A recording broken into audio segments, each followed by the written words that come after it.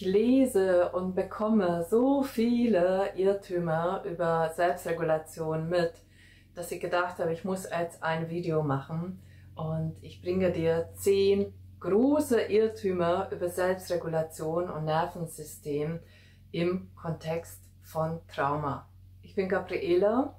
Bei mir findest du körperorientierte Traumatherapie und Körperpsychotherapie und ich freue mich jetzt auf dich.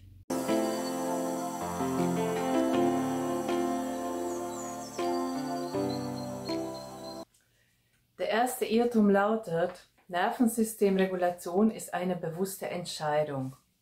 Woran merkst du, dass du diesen Irrtum auch pflegst? Ich bekomme immer wieder gesagt, ich habe doch endlich beschlossen, es hat ja sehr lange gedauert auch, aber ich habe endlich beschlossen, dass ich meine Übungen mache, dass ich jeden Tag das Ritual mache und ich habe das Gefühl, ich mache und tue und dass ich das nicht hinbekomme, dass es mir nicht gelingt. Und daran merkt man natürlich, dass du davon ausgehst, dass deine Entscheidung, also dass du kognitiv das beschlossen hast, du machst jetzt diese Übungen und du bist ja regelmäßig dabei, dass es dazu ausreicht, dass dein Nervensystem wieder reguliert wird. Das ist leider nicht der Fall, denn die meisten mit Entwicklungstrauma haben natürlich eine Geschichte, die Jahrzehnte zurückliegt, wobei natürlich dein Nervensystem und der Körper auch über diesen Zeitraum, also über Jahre und Jahrzehnte, in diesem dysregulierten Zustand war. Sprich, wenn du jetzt beginnst und beschließt, ja, mit dem Verstand diese Übungen zu machen und dir was Gutes zu tun, reicht natürlich nicht aus, dass du dies ein paar Wochen lang machst oder ein paar Monate lang, sondern das ist eine regelmäßige Praxis, die du in dein Leben integrieren solltest. Und das ist auch ein eigentlich lebenslanger Prozess. Denn diese Mechanismen und diese Abläufe im Nervensystem können nicht von heute auf morgen und auch nicht innerhalb von ein paar Monaten wieder so weit gelindert werden, dass du praktisch keine dysregulierten Zustände mehr hast. Der zweite Irrtum lautet, Nervensystemregulation bedeutet, dass man immer ruhig und entspannt sein sollte. Na, das ist ja doch einer der größten Irrtümer und Unfug. Denn jetzt stell dir vor, dass jeder sozusagen nur noch entspannt wäre und alles wäre irgendwie easy peasy und keiner würde sich aufregen, keiner wäre mal wütend. All diese Emotionen sind ja doch immer auch mit einem Zweck versehen. Das hat alles immer auch eine Funktion, auch wenn wir zum Beispiel traurig sind. Es geht auch nicht darum, dass du dich entspannen sollst, sondern dass du in einen regulierten Zustand kommst. Ein regulierter Zustand bedeutet schon auch mal, dass du dich vielleicht ärgerst oder dass du mal vielleicht auch irgendwie, du hast dich geschnitten, tut was weh und dass du mal tatsächlich auch geweint hast. Warum? Woran du das merkst, dass es ein regulierter Zustand ist Folgendes. Du hast zum Beispiel, weil du dich geschnitten hast, geweint. Und dann, ja, verarztest du das, du tust ein Pflaster drüber und es schmerzt zwar, aber du bist deshalb nicht irgendwie aus dem Rahmen gefallen. Du kannst ja dein Leben und auch deinen Tag fortsetzen, ohne dass du zum Beispiel in eine Depression fällst. Also keine extreme Vertiefungen von diesen Zuständen passiert, sondern genau andersrum. Dein Nervensystem ist in der Lage, dich wieder zu regulieren. Du kannst deinen Tag wieder fortsetzen, auch wenn du zeitlang in einem anderen Zustand, emotional, körperlich und auch kognitiv. Ja, vielleicht hast du ja dann das Messer, was ja so stumpf war, kurzzeitig mal eben verflucht, aber du kannst wieder in eine Normalität zurückkehren. Nervensystemregulierung bedeutet dass du in ein gesunde Grundanspannung zurückkehrst.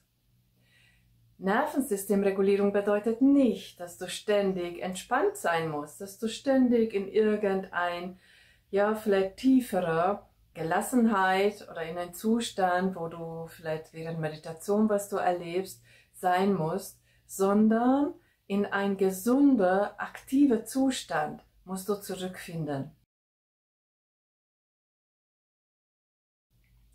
Der dritte Irrtum. Nervensystemregulierung ist nur durch Therapeuten möglich. Nein, das ist auch nicht der Fall. Denn es ist sogar auch ein Anliegen von Körpertherapeuten und Traumatherapeuten oder körperorientierte Psychotherapeuten, dass du auch selbstständig diese Übungen, beziehungsweise nicht nur die Übungen, sondern zuerst das Erkennen vom Zustand deines Nervensystems aneignest und dass du langfristig auch dir selbst helfen kannst, auch ohne einen Therapeuten. Selbstregulation ist ein schneller Prozess und bringt sofortige Ergebnisse. Ich habe ja bei dem ersten Irrtum ein bisschen schon angedeutet und ich glaube, wenn du auch mittlerweile Übungen ausführst oder mit dieser Thematik dich seit längerem aussetzt, merkst du, dass eine sofortige Veränderung nicht möglich ist. Wenn ich mit dem Verstand etwas beschließe und auch entscheide, dass ich jetzt mich ja schon mit Nervensystemregulation auseinandersetze und unbedingt essentiell notwendigerweise komplementär zu einer Gesprächstherapie darum kümmere, wird nicht ausreichen, dass dieser Prozess dann plötzlich, ja, wie wenn wir das Licht zum Beispiel anmachen, dass es dann plötzlich funktioniert. Denn neurophysiologische und neuropsychologische Prozesse in unserem Körper- und Nervensystem sind in der Entwicklung, in ihrer eigenen Entwicklung, natürlich auch etwas länger. Genauso wie die ursprüngliche Entwicklung von unserem Nervensystem vom pränatalen Alter, also schon bereits im Mutterleib, bis, ich sag mal, ausgewachsen, ja, bis 16, 18 Jahren, wo du dann dein Gehirn und dein Nervensystem weitgehend zu Ende entwickelt, besessen hast, über mehrere Jahre und Jahrzehnte dauert. Und genauso ist auch der Prozess, was wir jetzt sozusagen gegensetzen oder als Linderung und eine Korrektur dafür, wie dein Nervensystem ursprünglich sich entwickeln konnte, dauert natürlich Zeit. Und ich kann auch verstehen, wenn du deine Geduld vielleicht immer wieder verlierst oder plötzlich verärgert bist oder immer noch dich selbst sozusagen verbannst oder über dich selbst schimpfst, ist aber nicht hilfreich. Und wenn du das verstehst und dieses Verständnis auch deinem Körper gegenüber aufbringen kannst, dann passiert viel schneller Heilung, denn da kann sich das Nervensystem tatsächlich entspannen und ja, ergibt sich viel. Vertrau darauf. Das kann ich aus Erfahrung, aus eigener Erfahrung auch berichten und eben aus den Erfahrungen meiner Klienten und Klientinnen.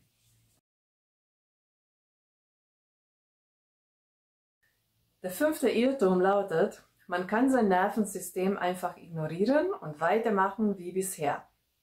Ich hatte tatsächlich mal ein Feedback von einer meiner Klientinnen, die berichtet hatte, ja, ich dachte, ja gut, ich mache jetzt mein Tagesritual, ich mache jetzt meine Übungen und ja, ich kann weiterhin in ein Umfeld gehen, wo ich höchstwahrscheinlich getriggert werde. Ich kann weiterhin zum Beispiel Wochenends länger aufbleiben und Partys machen, wo ich überflutet werde. Ich kann vielleicht auch weiterhin Alkohol trinken.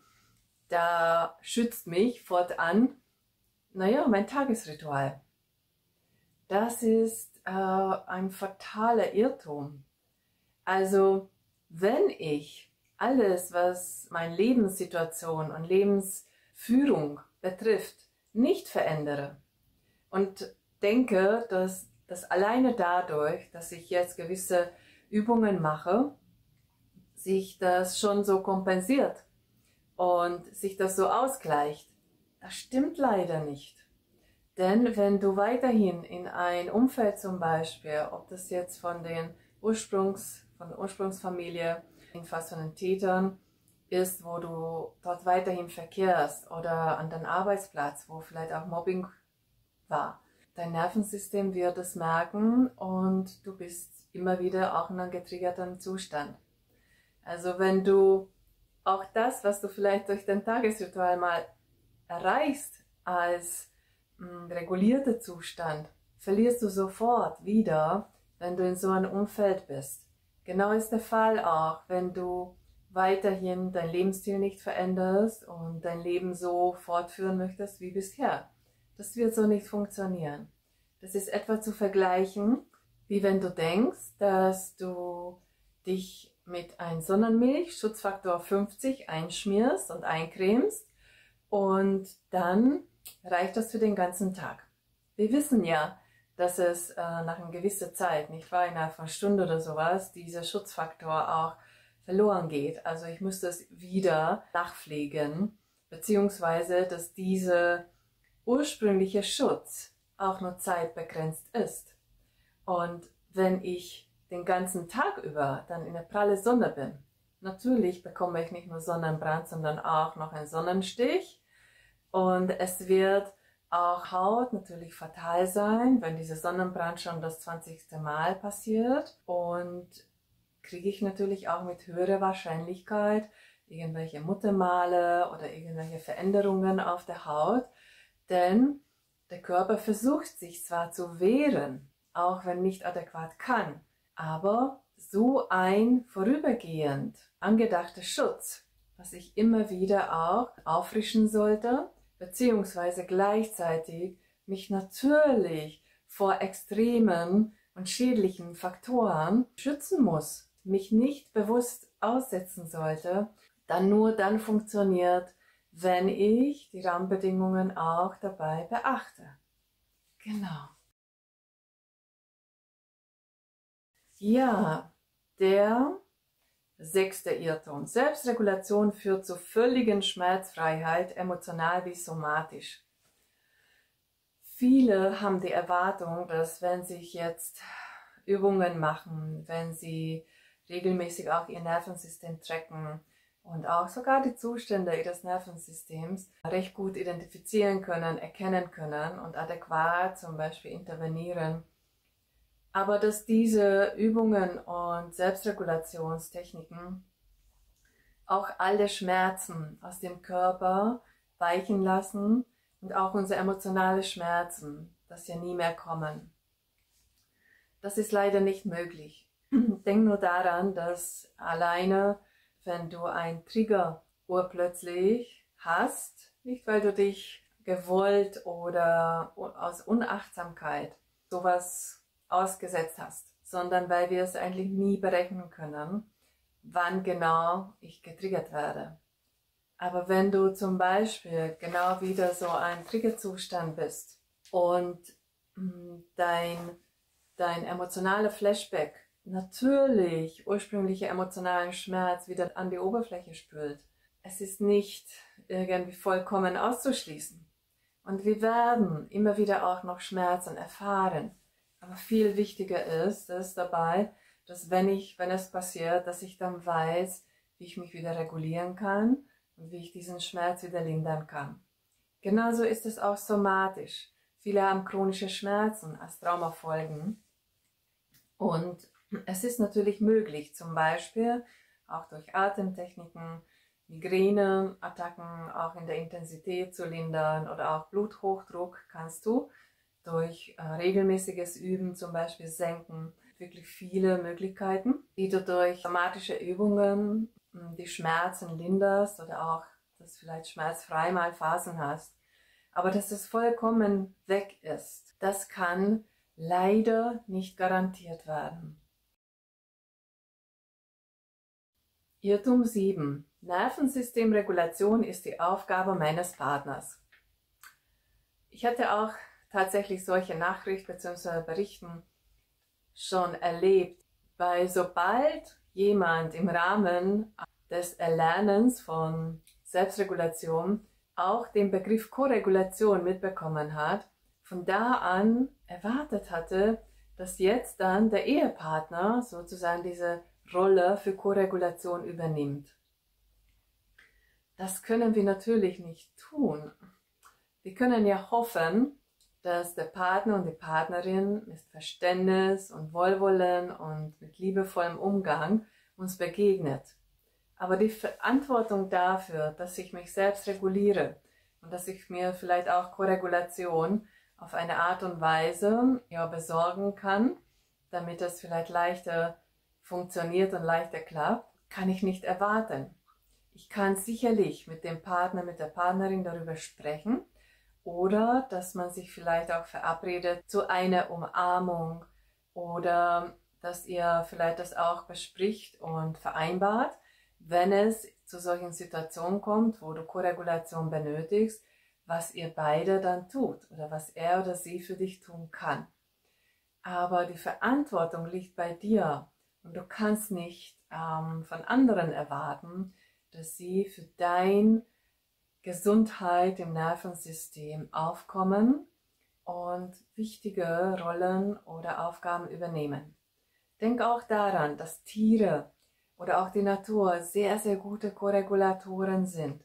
Das bedeutet, dass es nicht immer eine Berührung zum Beispiel oder Dasein von einem anderen Menschen notwendig dazu ist, sondern dass du das auch auf andere Art und Weise erreichen kannst. Und du kannst mal mit deinem Haustier kuscheln oder Pferde besuchen oder du kannst wirklich in der Natur mal sein, beziehungsweise die eigene Berührung und Umarmung, nicht wahr? Denn dein Körper- und Nervensystem registriert auch die Berührung und schüttet Oxytocin aus. Ja, nächster Irrtum. Nervensystemregulation ist nur durch Medikamente möglich. Nein, Nervensystemregulation wird zwar gerade in Akutphasen, und da können wir, glaube ich, westliche Medizin dankbar sein, denn es gibt wirklich auch psychisch akute und sehr schwere Situationen, wobei wir ohne westliche Medizin und Medikation heute unsere Welt nicht mehr vorstellen können. Aber es gibt sehr, sehr lange oder für sehr viele Zustände im Nervensystem tatsächlich Übungen und veränderte Verhaltensweisen, die dir auch ohne Medikation, also ob das Antidepressiva ist, Beruhigungsmittel ist oder Psychopharmaka ist, aber die sie dir so helfen können, dass du keine Medikation benötigst. Das ist wirklich lohnenswert für dich zu erforschen, bis zu welchen Grenze und Level kannst du damit gehen, denn es ist wirklich von Natur aus sehr viel möglich, was du dort erfahren kannst und du dir selbst auch helfen kannst. Ja, nächster Irrtum. Einmal dysreguliert, immer dysreguliert. Also sprich, dass Selbstregulation ein einmaliger Prozess ist und dass man den nicht regelmäßig üben müssen. Das ist leider ein Trugschluss. Denn Menschen mit Entwicklungstrauma haben natürlich ein Nervensystem und einen Körper mit Vorbelastung, welche bedeutet, dass deine Belastungsgrenze betrachten nicht so stabil und nicht so schutzfähig ist, die Körper- und Nervensysteme von Menschen, die unversehrt aufgewachsen sind oder weitgehend unversehrt.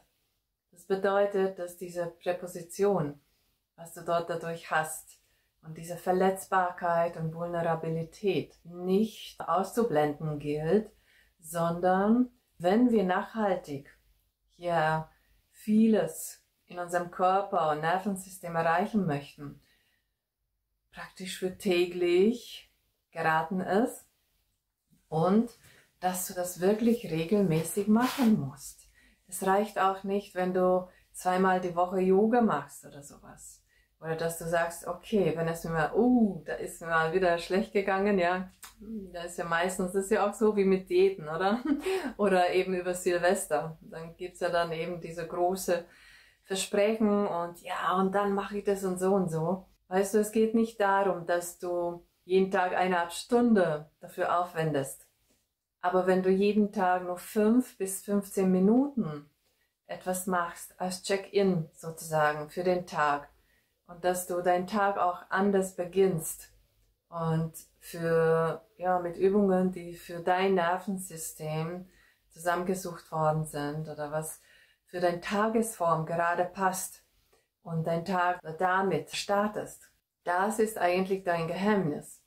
Das ist das, was Wirksamkeit langfristig erzeugen kann und für dich aufbaut. Tatsächlich als Teil, fester Anteil deines Tagesablaufes integrierst und fortan zu deinem Leben gehört.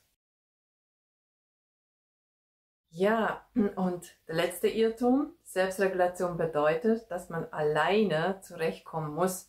Also höchstwahrscheinlich, als ich das gelesen habe, dachte ich mir, dass eben aus dem Wort Selbstregulation abgeleitet worden ist, sprich, dass ich selbst meine Regulation ermöglichen muss und in der Lage sein muss, das zu können und alles alleine schaffen muss, auch das Erlernen alleine schaffen muss, aber auch dann nachhaltig, dass es ja funktioniert, alleine schaffen muss.